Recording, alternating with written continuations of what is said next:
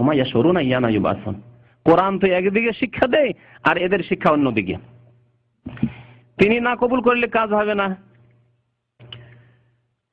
কেন কাজ হবে না? তার মজার কথা শুনে, কেননা আল্লাহ পাক কোন সময় রাগ হইলে রাসূল সাল্লাল্লাহু আলাইহি ওয়াসাল্লাম ভিন্ন অন্য কেউ তাহাকে ঠান্ডা করিতে পারেন না।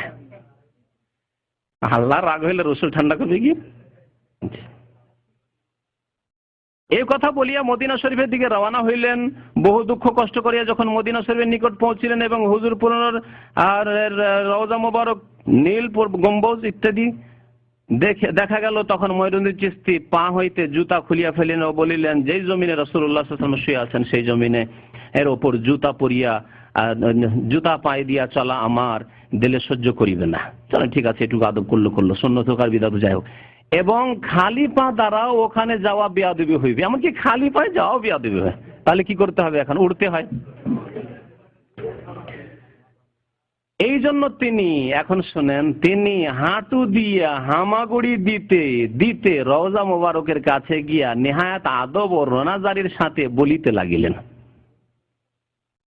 যদি নবীর দরবারে হামাগুড়ি দিয়ে এরকম আসতে হয়, তাহলে আল্লাহর দরবারে মসজিদে 5 ওয়াক্ত নামাজ পড়তে আসছেন যারা চিশতির ভক্ত, তারাকে মসজিদে কেমন করে আসতে হবে?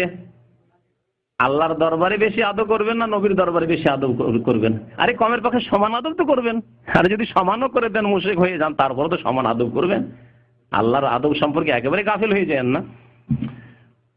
তো হামাগুড়ি দিতে দিতে রওজা মোবারকের কাছে নিহায়াত আদব ও রোনাজারির সাথে বলিতে লাগলেন, আসসালাতু ওয়াসসালামু আলাইকা ইয়া রাসূলুল্লাহ, আসসালাতু ওয়াসসালামু আলাইকা ইয়া হাবিবাল্লাহ। এইসব কিসসা কাহিনী গড়া হয়েছে। তারপরে শুনেন আরো মজার কথা, যখনই সালাম পেশ করা হইল তখন রওজা পাক হইতে বলুন আওয়াজে জবাব আসিল, ওয়া আলাইকাস সালাম ইয়া ইবনি, হে বৎস, হে আমার ছেলে, তোমার উপর সালাম হোক। ও হে আমার পুত্র, তোমার উপর আল্লাহ পাকের রহমত নাজিল হোক। সালামের জবাব চলে আসলো। আল্লাহ নবীর প্রিয়তমা কন্যা ফাতেমা রাদিয়াল্লাহু তাআলা আনহা, তার জন্য কোনোদিন জবাব এসেছে ওয়া আলাইকাস সালামের? প্রিয়তমা স্ত্রী আয়েশা রাদিয়াল্লাহু তাআলা, তার জন্য কোনোদিন জবাব এসেছে? কোন হাদিসে শুনেছেন কোনোদিন? হোসেন রাদিয়াল্লাহু তাআলা আনহু যখন ইরাকের মুখে বিদায় হয়ে গেলেন, তখন কোন পরামর্শ এসেছে? কত ভালোবেসেছেন হোসেন রাদিয়াল্লাহু তাআলা আনহুকে, প্রিয় নাতিকে। হাসানকে কত ভালোবেসেছেন। হাসানকে সাবধান করেছেন যে বাবা, তোমার সামনে যে খাবার আছে, বিষ দেওয়া হয়েছে, সাবধান। হোসেন তুমি যেও না, বিশ্বাসঘাতক বেঈমানেরা গাদ্দারি করবে, ইরাকবাসী, খবরদার যেও না, তোমাকে ডাকছে, গিয়ে বিশ্বাসঘাতকতা করবে তারা, বলেছেন। বা ওয়া আলাইকুম আসসালাম, তোমার উপর আল্লাহর রহমত। কোনদিন সালামের জবাব এসেছে কবর থেকে? বলুন, এসেছে কি? কখনো আসেনি। আল্লাহর নবীর 1,24,000 সাহাবায়ে কেরামের কারো জন্য সালামের জবাব আসেনি। তাহলে এদের জন্য কোথা থেকে সালামের জবাব আসে? প্রথম কথা, এগুলি হয় রটনা, মিথ্যা কথা এক। আর যদি মিথ্যা না হয়, বলে যে সত্যই হতে পারে, তাহলে শয়তান এদেরকে নিয়ে খেলা করেছে। 2-এর 1 অবশ্যই হয়েছে, তৃতীয় আর কোনো নেই। আল্লাহ নবীর কবর থেকে কোনোদিন জবাব আসবে না, আর আসেনি। শয়তান এদেরকে নিয়ে খেলতাম আশা করেছে। শয়তান আওয়াজ দিয়ে মনে করলো যে আরে বাপরে, কবর থেকে আওয়াজ আসলো, হতে পারে নাকি? অসম্ভব কিছু নেই। যারা শিরক করবে তাদেরকে শয়তান ওইভাবে বিভ্রান্ত করবে। যে যেমন কাজ করে তাকে সেইভাবে বিভ্রান্ত করে। যে অহংকারী অহংকার দিয়ে ধ্বংস করে, যে মদপান করে, যে জেনা করে তাকে ওইভাবে ধ্বংস করে, আর যে শিরক বিদআত করে ওইভাবে ধ্বংস করে। একমাত্র নিরাপদ থাকবে তাওহীদবাদী, ইন্নাল্লাযীনা আমানু ওয়া আমিলুস সালিহাত। ঈমান সুন্দর, ঈমানের শিরকের সংমিশ্রণ নেই। আল্লাযীনা আমানু ওয়া লাম ইয়ালবিসু ঈমানাহুম বিযুলম, যুলমের শিরকের সংমিশ্রণ করেনি, তাওহীদবাদী আর সুন্নাত নবীর তরিকার অনুসারী, আর অন্য কোন তরিকা আমার কাছে নেই। তারাই শয়তানের বিভ্রান্তি থেকে, গোমরাহি থেকে বেঁচে থাকতে পারবে। আর না হলে শয়তানের বিভিন্ন অস্ত্র আছে, যাকে যেমন দেখে তাকে সেইভাবে। কেউ যদি স্বপ্নের পিছনে ছুটে, যেমন এদের অবস্থা, তাহলে তাদেরকে স্বপ্ন দিয়ে শয়তান গুমরাহ করে। কবর মাজারের পিছনে ছুটে, পীরের পিছনে ছুটে, আল্লাহ তাদেরকে ওই দিয়ে গুমরাহ করে। শয়তানকে লাগিয়ে দেয় যে তুমি তোমার কাজ করো। নবী সাল্লাল্লাহু আলাইহি সাল্লামের ওয়াজ, বক্তব্য সাহাবায়ে কেরাম শুনে বরদাস্ত করতে পারতেন না? পারতেন না। এবং আমল করতেন, সাথে সাথে আমল। আজকালকার জামানার মতো না যে আমরা শুনছি বেশি অনেকে, কিন্তু আমল করি না। দীর্ঘদিন শুনছি, আমল নেই। দীর্ঘদিন শুনছি, এখন পর্যন্ত ফজর নামাজ কায়েম করতে পারলাম না। দীর্ঘদিন শুনছি শিরক বিদআত শুনছি, আর দেশে গিয়ে আবার ওইরকম আবার শিরক বিদআতে লেগে গেলেন। দীর্ঘদিন শুনলেন যে নবী সাল্লাল্লাহু আলাইহি ওয়াসাল্লামের সহিহ নামাজের তরিকা হচ্ছে এই, তারপরে দেশে গিয়ে আবার ওইরকম নামাজ পড়া শুরু করলেন। চলো ভাই উধার কো হাওয়া হো জিদার কি, যেমন বাতাস তেমন চলি, ঠিক না? আমলে আমাদের কত অভাব। নবী করিম সাল্লাল্লাহু আলাইহি ওয়াসাল্লামের সাহাবায়ে কেরামরা তার বক্তব্য শুনতেন, খুতবা শুনতেন এবং শুনতে পারতেন, বরদাস্ত করতে পারতেন। কোরআনে কারীমের আয়াত তেলাওয়াত হইতো, তার তাফসীর করা হইতো, নবী সাল্লাল্লাহু আলাইহি ওয়াসাল্লাম মোবারক হাদিস শোনানো হইতো এবং তার উপর আমল করতেন। কিন্তু রশিদ আহমদ গাঙ্গুহির বক্তব্য শুনে আর বরদাস্ত করার শক্তি নেই লোকের, জনতার। রশিদ আহমদ গাঙ্গুহির বক্তব্য এমন ভারী ওহী যে তা শুনে বরদাস্ত করার মতো কোনো ক্ষমতা নেই। এই কিতাবের পৃষ্ঠা নম্বর 88-তে দেখুন, বড় ঘটনা অনেক কিছু বয়ান করেছে। রশিদ গাঙ্গুহি একবার অসুস্থ ছিলেন, তারপরে কোন রকম উঠে বক্তব্য করতে বসলেন। বক্তব্য যেই শুরু করা, একটি হাদিস, আর বক্তব্য কি, একটি হাদিস শোনালেন শুধু, ইস্তানজিহু মিনাল বাউলি ফাইন্না আকসার আযাবিল কবরে আও কামা ক্বালা মিনহু। হাদিসও পুরো করেনি। তোমরা পেশাব থেকে বেঁচে থাকবে, সাবধান, তোমরা পেশাব থেকে বেঁচে থাকবে, কারণ কবরের বেশিরভাগ আযাব হবে কিসের কারণে? পেশাবের কারণে।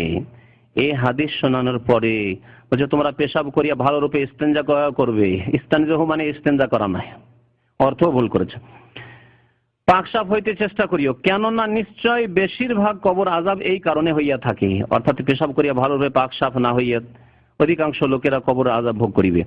এই হাদিস খানা বয়ান করিয়া মজলিসের লোকদিগকে নজর করো তো বলিলেন যে হে মানুষ, হাদিস বয়ান করে বলেন হে মানুষ, তোমরা কেমন করিয়া কবর আযাব সহ্য করিবে, তোমরা কেমন করে কবর আযাব সহ্য করিবে।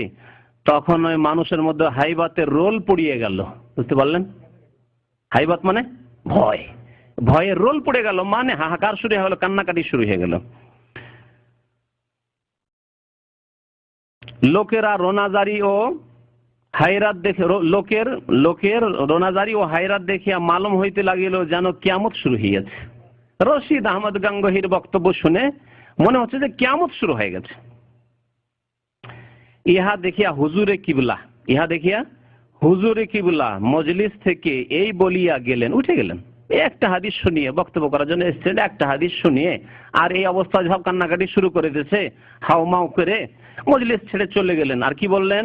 মানুষের মধ্যে আমার ওয়াজ শুনিয়া বরদাস্ত করিবার শক্তি নাই। মানুষের মধ্যে আমার ওয়াজ শুনিয়া বরদাস্ত করার শক্তি নাই। ভাই মুমিনগণ, এইরূপ তাসির রুহানি ফায়জ ছাড়া কখনো হইতে পারে না। এই হচ্ছে মন্তব্য লেখকের, যে রুহানি ফয়েজ ছিল তাদের, সুতরাং লোকেরা তাদের বক্তব্য বরদাস্ত করতে পারতো না। আর নবী করিম সাল্লাল্লাহু আলাইহি ওয়াসাল্লামের রুহানি ফয়েজ ছিল না, সাহাবায়ে কেরামের ছিল না, খোলাফায়ে রাশিদিনের ছিল না, তাই এসব হইতো না। আরো শোনেন গাঙ্গুহি সম্পর্কে। আমার পীর সাহেব কেবলা ফরমাইয়াছেন, বাবা, বিনা জান ফেসানি ও জীবনান্ত কোশিশ ভিন্ন মারিফত হাসিল হইতে পারে না। মানে খুব মেহনত করতে হবে, তাহলে মারিফত হাসিল হবে। কুতুবে আলম হযরত গাঙ্গুহি সাহেব প্রায় রাত্রে এশার বাদে জিকিরে বসিতেন এবং শেষ রাত্রে তাহার মাথায় 18 কলসি পানি ঢালিবার পরে হুশে আসিয়া তাহাজ্জুদ নামাজ পড়িতেন। সুবহানাল্লাহ। লিখছেন সুবহানাল্লাহ, আমি সুবহানাল্লাহ তো বলছি না, নিজে লিখেছে সুবহানাল্লাহ। কথা বুঝতে পেরেছেন? তাহাজ্জুদ পড়তে পড়তে কি হইতো, বেহুশ হয়ে যেতেন। তখন 80 কলসি পানি, না কত, 18 কলসি পানি ঢালিবার পর হুশে আসিয়া তাহাজ্জুদ নামাজ পড়তেন। জিকির করে বেহুশ হইতেন, তারপরে তখন তাহাজ্জুদ পড়াবার জন্য তাকে আবার 18 কলসি পানি ঢালতে হতো। জি, নবী করিম সাল্লাল্লাহু আলাইহি ওয়াসাল্লামের বেশি তাহাজ্জুদ কেউ পড়েনি। নবী করিম সাল্লাল্লাহু আলাইহি ওয়াসাল্লাম তাহাজ্জুদ পড়ছেন, আর বলছেন ইয়া আইয়ুহাল মুযাম্মিল কুমিল লাইলা ইল্লা কালিলা, রাতের অল্প সময় ছাড়া, এশার আগের সময় ছাড়া সারা রাত তুমি কিয়াম করো, তাহাজ্জুদ পড়ো। নিসফাহু, হয় অর্ধেক, আবিন কুসমিনহু কালিলা, বা তার চাইতে কম, মানে 1/3 আউজিদ আলাইহি, অথবা 2/3 ওর বেশি, অর্থাৎ অর্ধেকের বেশি, অর্থাৎ 2/3। তাফসীর কারগণ এইভাবে তাফসীর করেছেন। নবী করিম সাল্লাল্লাহু আলাইহি ওয়াসাল্লাম রাতের 2/3 অনেক সময় তাহাজ্জুদ পড়তেন, অর্ধেক পড়তেন, কখনো কখনো 1/3 কমের পক্ষে তাহাজ্জুদ পড়তেন। নবী করিম সাল্লাল্লাহু আলাইহি ওয়াসাল্লামের এই তাহাজ্জুদের মেহনতে পা ফুলে যেত, কিন্তু বেহুশ হয়ে গেছেন জিকির করে, আর পানি ঢেলে হুশে নিয়ে আসতে হচ্ছে, এসব তো হইতো না। কোত্থেকে আসলো? জি, এসব এক শ্রেণীর ওলিদের অবস্থা। এই কিতাবগুলিতে একটা জাল হাদিস বারবার করে রিপিট করা হয়েছে। সে হাদিসই শোনায়, একেবারে জাল, মিথ্যা কথা। বলছেন যে লি মা আল্লাহে, নবী নাকি বলতেন লি মা আল্লাহে ওয়াক্তুন লা ইয়াসাউনি ফিহি মালাকুন মুকাররাবুন ওয়ালা